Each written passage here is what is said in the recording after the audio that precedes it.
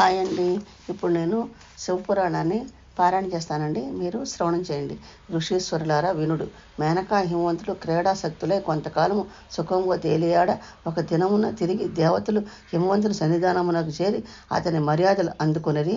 అంతనా హిమవంతుడు మహాత్ములారా, భగవదాగమన కారణముగా మా గృహం పవిత్రమైనది, నా జన్మ సాఫల్యత పొందినది. మీ యాగమునకు కారణమేమి దయచేసి తెలియజెప్పిన మీ ఆజ్ఞను శిరసావహించు సిద్ధముగా ఉన్నాను అని. అంతవారి హిమవంతుడా, రాక్షసుల తారకుని ఆధ్వర్యంలో లోకమునకు బాధలు కలిగించున్నారు. వారిని శిక్షించుట కొరకు పరమేశ్వరుడు కుమారుని పొందవలను. నీవు ఆ మహాశక్తిని ప్రార్థించి పార్వతీ ఈశ్వరునకు భార్యగా చేసి వానికి శీఘ్రమే సంతానం కలుగునట్లు తపము చేయము. ఆ విధముగా లోక కళ్యాణం మనరించమనరి అనిరి. అది విన్న మేనకా హిమవంతులు మహద ఆనందమునంది మహాశక్తిని కూర్చి తపమనరి ప్రారంభించిరి. చైత్రశుద్ధ పాడ్యమి మొదలు 27 ద్వారములు మిక్కిలి భక్తితో మహాశక్తిని వారి పుత్రికా ప్రాప్తి కొరకై పూజింపసాగిరి. తరువాత గౌరీ విగ్రహము ఇనుముతో చేసి తగిన విధులతో విద్యుక్తముగా ఉపచారములు అననిచి నివేదన చేసి ప్రార్థింపసాగిరి. పలహారమును మాత్రమే స్వీకరించి కొన్నాళ్ళు జలమునే గాని కొంతకాలం తపస్సు చేసిరి. కొన్నాళ్లకు వాయువును మాత్రమే తీసుకొని తపమనరించగా పరాశక్తి ప్రత్యక్షమే కోరికలు కోరుకొనమనగా, జగత్శక్తికి నమస్కారము, భగవద్ దర్శన పుణ్య కారణంగా మా జన్మలు ధన్యమైనవి. మాకు సుగుణవంతులకు పుత్ర సంతతి కలుగునట్లు ప్రసాదించుటయేగాక నీవే మాకు కుమార్తెగా పుట్టి ఈశ్వరుని పెండ్లాడి జగత్ కళ్యాణం చేయవలసిందిగా కోరుకొనుచున్నామంది. పరాశక్తి అటులనే వరమిలిచి అంతర్ధానం కాగా వారు తమ సంస్థానంలోకి ఎగిరి కొంతకాలంలో మేనకకు మైనాకుడు అనే కుమారుడు జన్మించను. తరువాత పుట్టిన కుమారులతో మొత్తము 100 మంది కొడుకులైరి. పుత్రికా జననమునకై వారు మహాశక్తిని కూర్చి పూజించుచుండిరి. పరదేవత ప్రభావం వలన మరి కొంతకాలంనకు చైత్రశుద్ధ నవమి రోజున అర్ధనక్షత్రమున నా మేనకకు మహాశక్తి అవతారము జన్మించను. ఆ శుభ సమయమున ఆకాశం అంతయు తేజోమయముగా వెలుగొందెను. మలయ మారుతములు హాయి గొల్పుచు వీచెను. పూలవాన కురిసెను. దేవదుందుబులు మ్రోగెను.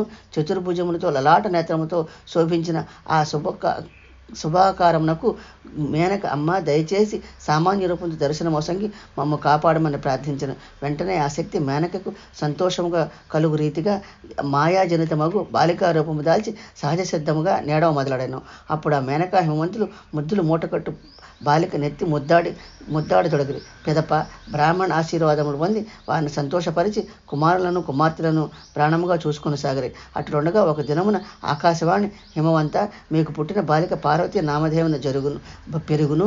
కొంతకాలంలో ఆమెకు పరమేశ్వరుని పెండ్లాడి త్రిలోకమునందు గౌరవింపబడెదురు అనెను. ఆకాశవాణి యొక్క మంగళకర వాక్యమును దేవతలు మునులు కూడా ఆనందించిరి. పార్వతి దినదిన ప్రవర్ధమానముగా నాటపాటలతో కాలం గడుపుచుండెను. చిత్రముగా ఉండు ఆమె బాల్య క్రీడలు అందరూ ముగ్ధులగుచుండిరి. కొంతకాలమునకు ఒకనాడు నారద మునీంద్రుడు మహతి అను వీణను మీటుకొనుచు ఆకాశ మండలమున మార్గానుసారిగా పోవచ్చు హిమవంతుని నివాసమున కీర్తించెను.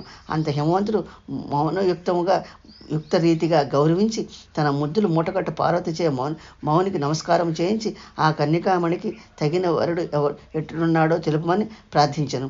నారదుడు ఆమె హస్తరేఖల పరీక్ష చేసి ఈమెకు తగిన వరుడు పరమేశ్వరుడని, దేవతలు పూజలు అందుకొను శివుడు హిమవంతుని అల్లుడగునట్లు అని ప్రత్యేక అదృష్టమని తెలిపెను. నారదుడు పలికిన వెడలిన తరువాత మేనకా హిమవంతులు పరమేశ్వరుని భర్తగా పొందుటకే తపం ఆచరించమని పార్వతికి బోధించింది. సూతుడు సౌనికాదులకు ఇంకా ఈ విధముగా వివరించ ప్రారంభించను. వైరాగ్యంగానున్న శంకరుని శ్రీమన్నారాయణుడు మోహవంతుని చేసి జ్ఞాన మార్గమును బోధించెను. నారాయణుడు మంత్ర జపాతరంగుడై కైలాసలమందు శివుడు వీరాసీనుడై ఉండగా ఆయన నుదుటిన నుండి ఒక చెమట చుక్క నేలపై పడను. దానివలన ఒక విశిష్టత కలిగి పుత్రుడు జన్మించి భూదేవి ఆ కుమారుని తోడుకొని శంకరుని ఎదుటకు రాగా అతడు ఆ బాలుని భౌముడని నామధేయము తెలుప భూదేవి వెడలిపోయాను. భౌముడు పెద్దవాడై శివుని గూర్చి తపము చేయగా పరమేశ్వరుడు దయ వహించిన వాడై వానికి కుజుడిని గ్రహమండలమున స్థానం కల్పించి అటను ఉండుమని చెప్పి ఉండెను. అతడు భౌముడు కుజనామంతో పిలువబడుచుండెను. గ్రహరాజే విరాజిల్లుచున్నాడు. తరువాత శంకరుడు మహాతపస్సి సమాధి నుండగా లోకవర్తనం ఎట్లుండునా అని తన ఆత్మజ్ఞాన దృష్టితో చేరిచూడ మహాశక్తి పార్వతిగా పెరుగుచుండుట, ఆమె తన కొరకే తపమాచరించుండు గ్రహించి సంతోషతరంగుడయ్యను. నా ఛానల్ని కూడా సపోర్ట్ చేయండి, సబ్స్క్రైబ్ చేయండి, లైక్ చేయండి, షేర్ చేయండి.